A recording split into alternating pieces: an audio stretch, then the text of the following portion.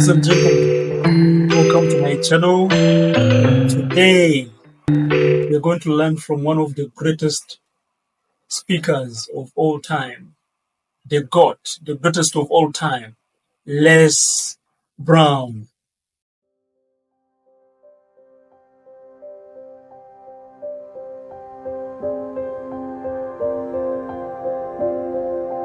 That a lot of things that we want to do, a lot of places we would like to go, a lot of things we would like to experience, and we just stop at but, and we build a case. In fact, I was reading something the other day that talked about but. It says but is an argument for our limitations, and when we argue for our limitations, we get to keep them. See, but will cause you to procrastinate, but will cause you to hide out behind fear, but will cause you to come up with all type of excuses that you can validate your inaction and not acting on your dream. And right now, more than ever, people need to look for ways to live their dream. People need to look for ways to make it on their own. There is no such thing as job security. There's no such thing as a storm-proof or tragic-proof life. There are no guarantees today, ladies and gentlemen. The illusion is gone. There was a time when we graduated from high school, you were told, go to college and get out, and you go and work for a corporation for 30 or 40 years. They'll give you a gold watch and you'll retire. Special announcement, that day is gone. That day is gone, never to return again. So instead of people living in fear, feeling stressed out, feeling powerless, feeling like victims, I think it should be a time that we need to begin to look at ways that we can become an active force in our own lives. Look at ways when we can decide to take charge of our own destiny. Look at ways when we can decide to design a life of substance and begin to truly live our dreams. And it's time for people to decide, I'm ready to get on with my life. Shake somebody's hand on your right and left. A guy named Bob May said this, don't let nobody turn you around. Do that right quick. Now, you know, a lot of people say, I'm going to live my life one day when things get right. When I get all my bills paid. When I get my feet on the ground. I say, what have you been walking on? See, there are no problem-free moments. A guy named Dimples had a record one time called, If It Ain't One Thing, It's Another. And I say, if it ain't one thing, it's 12 others. Always something there to build a case on why you can't move on, why you can't grow to the next level, why you can't begin to manifest your greatness, why you can't begin to live life on your terms. Always something there to block you, to keep you where you are, and keep you from beginning to develop your true greatness. Always some fear. How do we handle it? And I'm saying that if you've been hiding out behind but, if you've been using the fact that you don't have enough money or you don't have the education, take it head on. Go get the education. I was saying to a guy the other day who was saying, I said, how old are you? He says, 47 years old. I said, your sister tell me that you can't read. He said, that's right. I said, why? Well, you know, I didn't go to school. Excuse me, how old are you? I'm 47. 47? Yes. And you can't read or write? Yes. Have you ever heard of adult school, adult education? Have you decided that you should learn how to read to begin to expand your world? Why are you using that as a racket? Why don't you decide now that you're going to expand your world, that if other people can learn, you could learn too? Well, it's hard for me. Have you been and sit in a class yet? Have you signed up yet? No, I haven't. See, a lot of people say no, ladies and gentlemen, to things, and they don't even know what they're saying no to.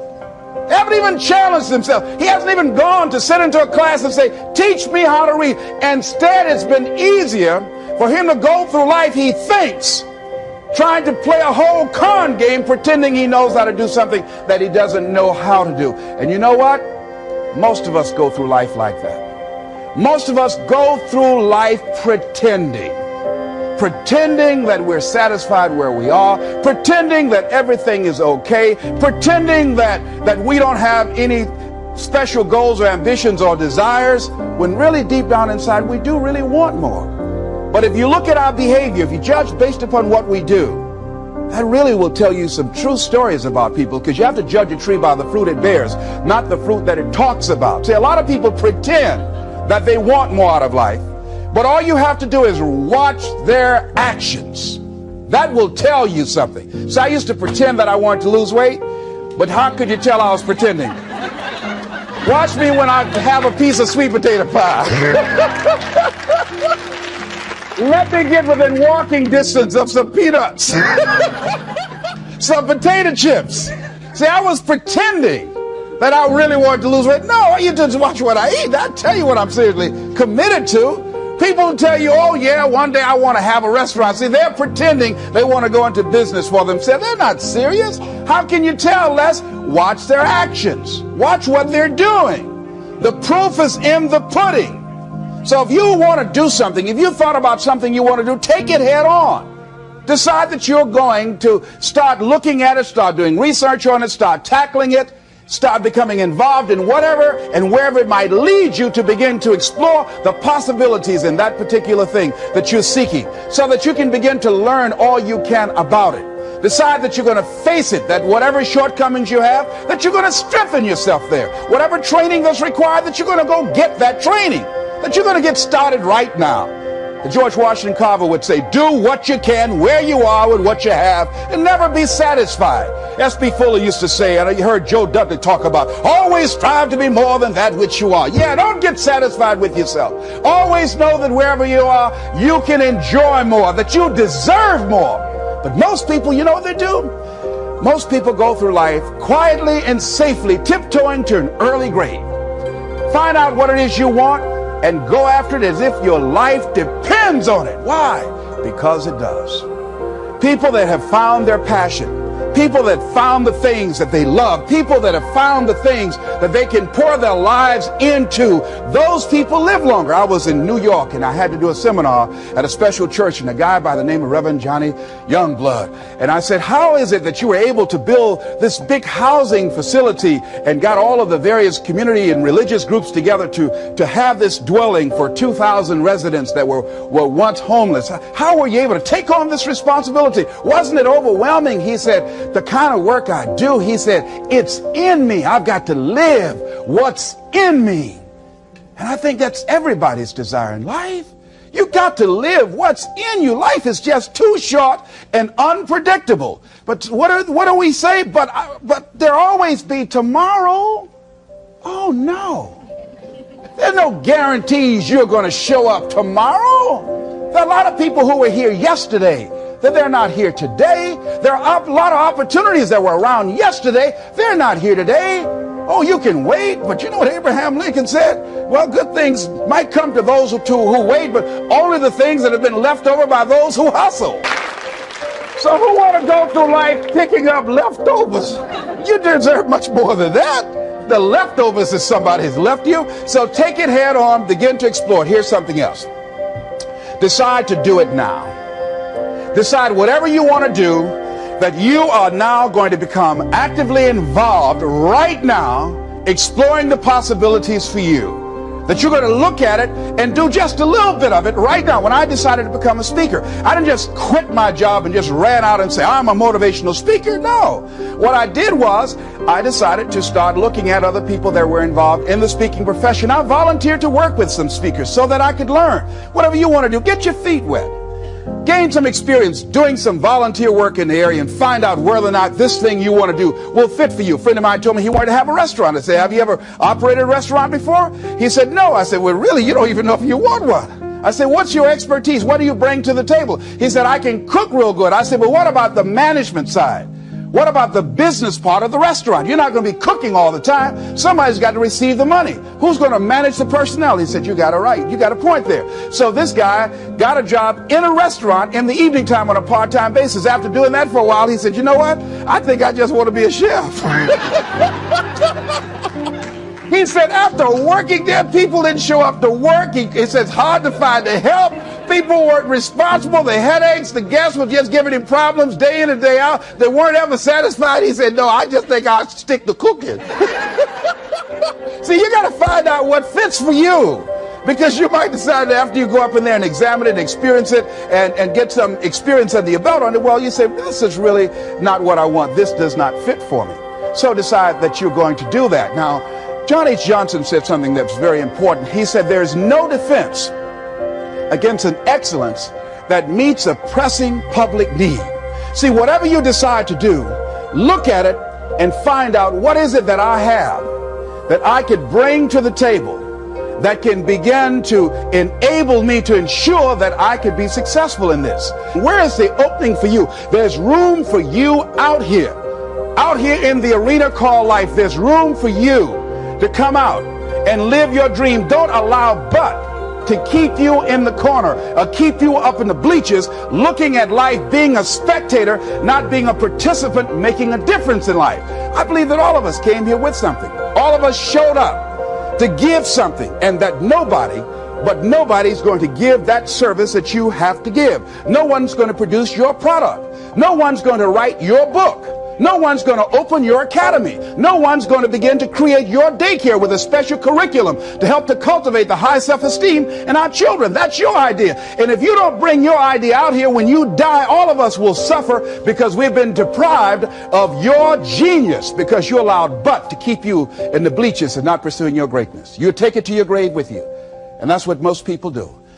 I think that's why the guy said that many people die at age 21 and don't get buried until they're 65. They're walking dead. You can tell them by the way they walk, how they look in the face when they speak to you.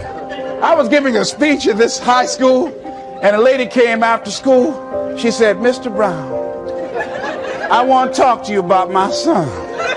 I said, what is it? She said, he's not motivated. I said, I wonder why.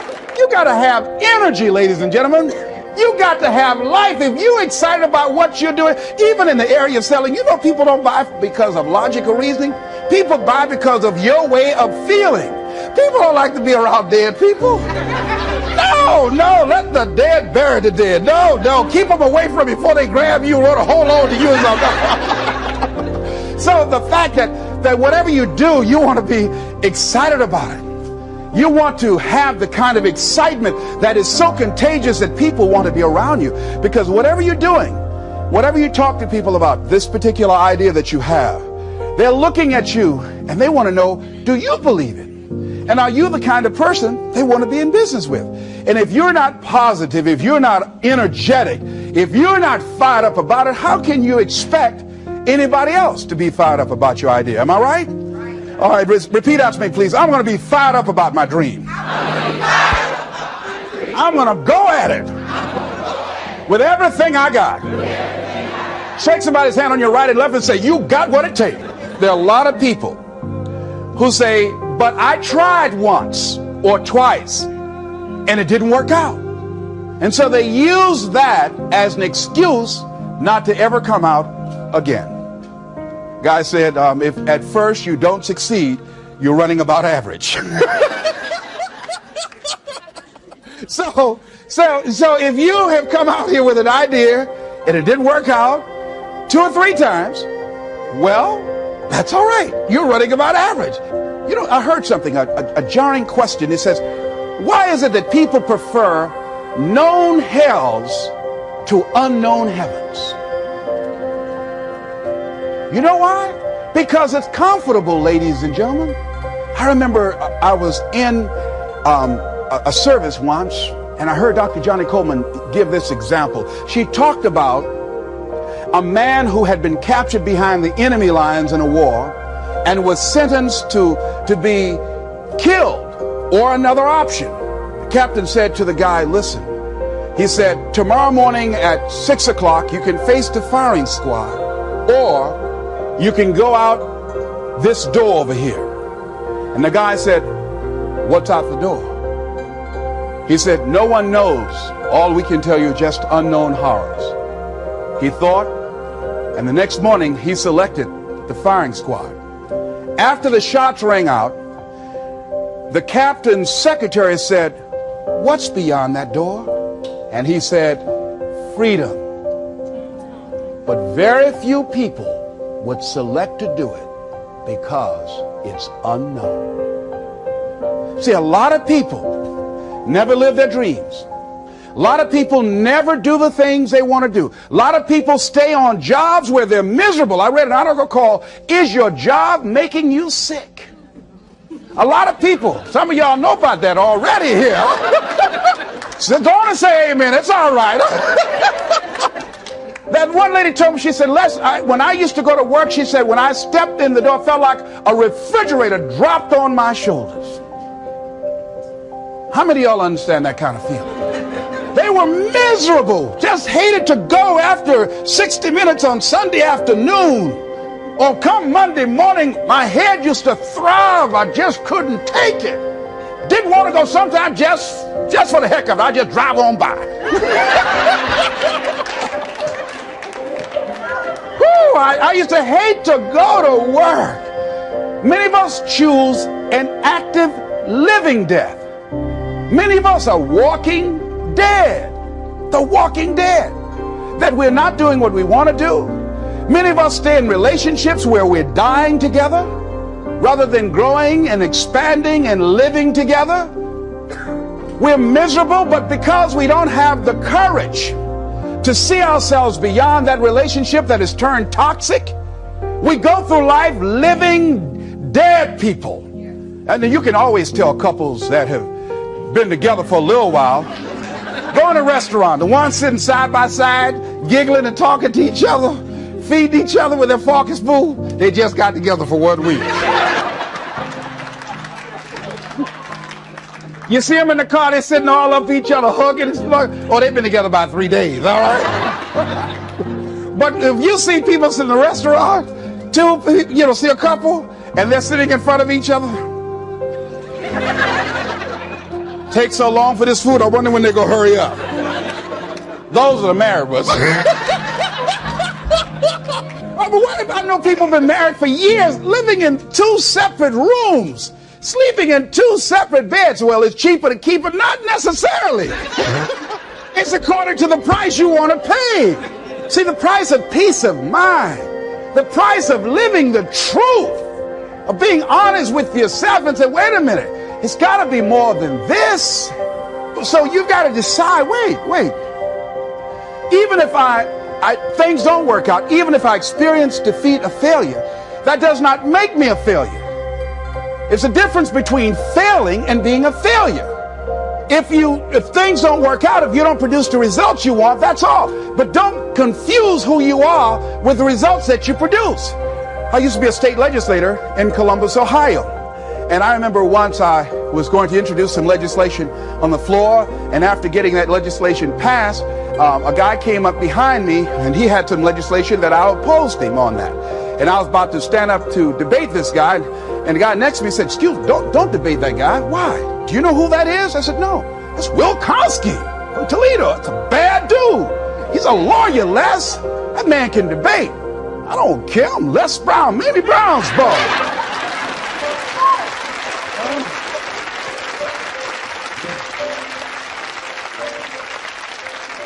So I raised my hand, "Mr. Speaker," he said, "the gentleman from the 29th House District." I said, "Yes, sir." To tell the gentleman I'd like to take him on, challenge him on this legislation.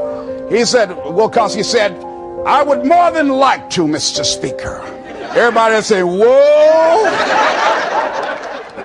I asked him some questions. He responded. I say, I wonder why I asked that man that question. Wilkowski wore me out. I mean, I was so embarrassed, I just limped back to my room with my yes, I can attitude. However, here's what I learned.